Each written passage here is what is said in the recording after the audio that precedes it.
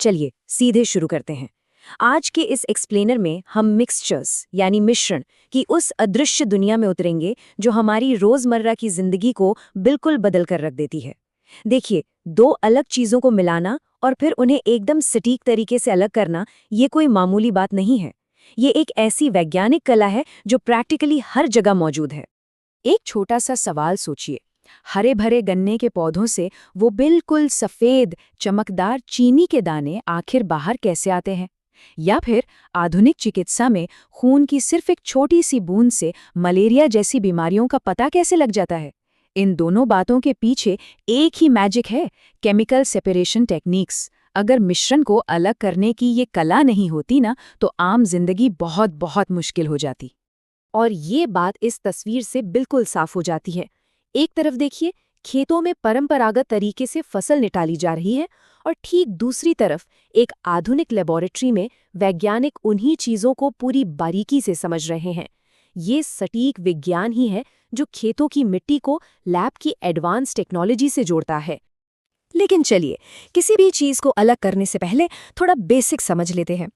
मिश्रण यानी मिक्सचर्स मूल रूप से दो तरह के होते हैं। पहला, होमोजेनस यानी समांगी मिश्रण। इसमें सब कुछ इतने अच्छे से घुला होता है कि अलग कुछ दिखता ही नहीं, जैसे सिरका या विनेगर।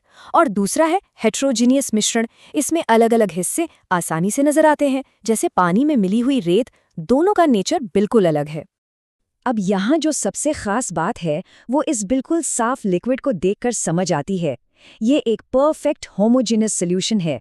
इसका सीधा सा मतलब ये है कि इसकी हर एक बूंद में, हर एक ड्रॉप में तत्वों की मात्रा बिल्कुल एक जैसी है। सब कुछ आपस में इतना घुल मिल गया है कि अलग अलग कणों को देखना नामुमकिन है।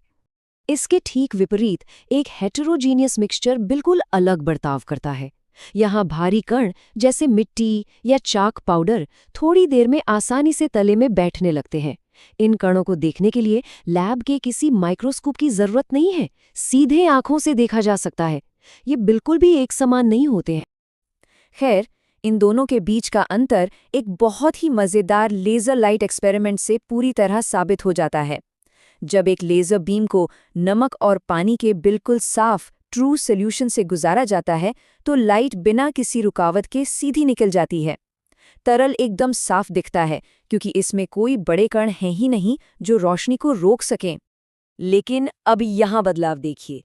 जैसे ही वही लेजर बीम किसी हेट्रोजीनियस मिक्सचर से गुजरती है, रोशनी अंदर तैर रहे बड़े कणों से टकराकर बिखर जाती है। ये बिखरी हुई लाल रोशनी इस बात का सॉलिड प्रूफ है कि अंदर ठोस कण मौजूद हैं जो रोशनी का रास्ता रोककर उसे फैला रहे हैं। देखने में जादू लग सकता है, पर दरअसल ये बिल्कुल सटीक विज्ञान है। तो मिश्रण के नेचर को तो हमने समझ लिया, पर अब आती है एक और अहम बात, कॉन्सेंट्रेशन यानी सांद्रता। ये क्या है? सिंपल शब्दों में किसी सॉल्वेंट में घुली हुई किसी चीज की एक निश्चित मात्रा। और यहाँ सटीकता लिटरली जिंदगी और मौत का सवाल हो सकती है। चाहे खेतों के लिए कीटनाशक बनाना हो या फिर डॉक्टर दिलीप महलनाबिस का बनाया हुआ जीवन रक्षक ORS घोल, सही मात्रा नहीं मिली तो नतीजे बहुत खतरनाक हो सकते हैं। चलिए आगे बढ़ते हैं और देखते हैं कि इन सब का हिसाब आखिर कैसे रखा जाता है। केमिस्ट्री में कॉन्सेंट्रेशन मापने के 3 मेन फॉर्मूलाज हैं, mass by mass, mass by volume और वॉल्यूम बाय वॉल्यूम परसेंटेज। दुनिया भर की लैबोरेटरीज और वैज्ञानिक इन्हीं 3 गणितों पर पूरी तरह से भरोसा करते हैं। इनके बिना किसी भी मिक्सचर की सही मात्रा तय करना लगभग नामुमकिन है। और मजे की बात यह है कि ये गणित सिर्फ लैब तक सीमित नहीं है। कभी रसोई में रखे मिल्क पाउडर या व्हाइट विनेगर के लेबल्स पर ध्यान गया है?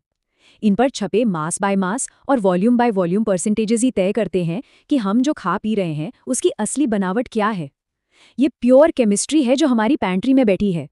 और कभी-कभी यही हिसाब, जैसा पहले जिक्र हुआ, जान बचा लेता है। अस्पतालों में इन 5% ग्लूकोज IV बैग्स को ही ले लीजिए।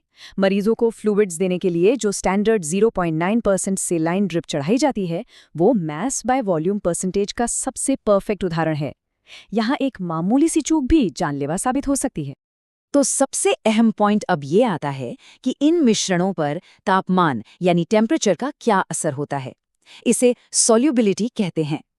एक बहुत ही हैरान करने वाला फैक्ट ये है कि किसी लिक्विड को गर्म करने पर उसमें और ज्यादा ठोस चीजें जैसे नमक या चीनी घोलने की ताकत तेजी से बढ़ जाती है।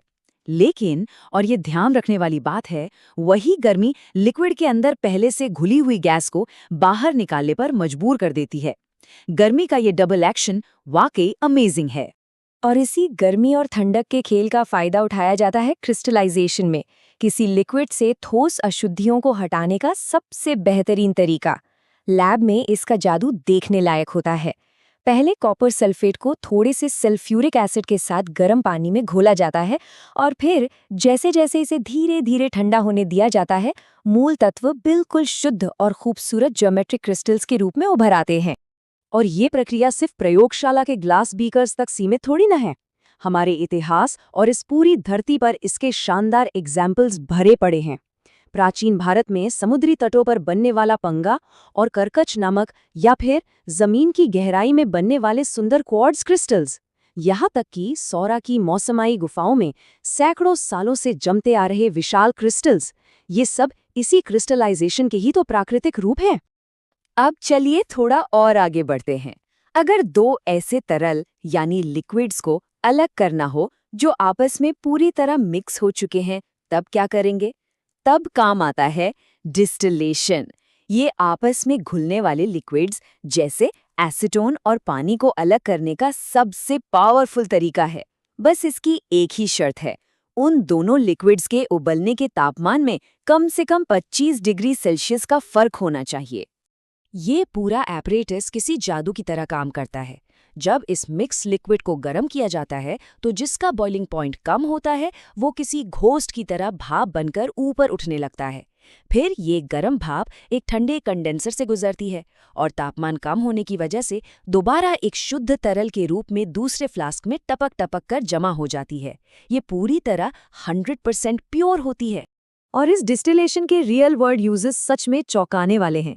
एक तरफ देखिए, बड़ी बड़ी रिफाइनरीज में कच्चे तेल यानी क्रूड ऑयल को अलग करने के लिए मैसिव फ्रैक्शनल डिस्टिलेशन का इस्तेमाल होता है, और ठीक दूसरी तरफ उत्तर प्रदेश के कन्नौज में आज भी सदियों पुरानी डेग भाप का टेक्निक चल रही है। इसी डिस्टिलेशन के जरिए पहली बारिश की उस सौंधी सौंधी खुशबू को बोतल में कैद करके मिट्टी का इत्तर बनाया जाता है। यही तो है विज्ञान की असली खूबसूरती।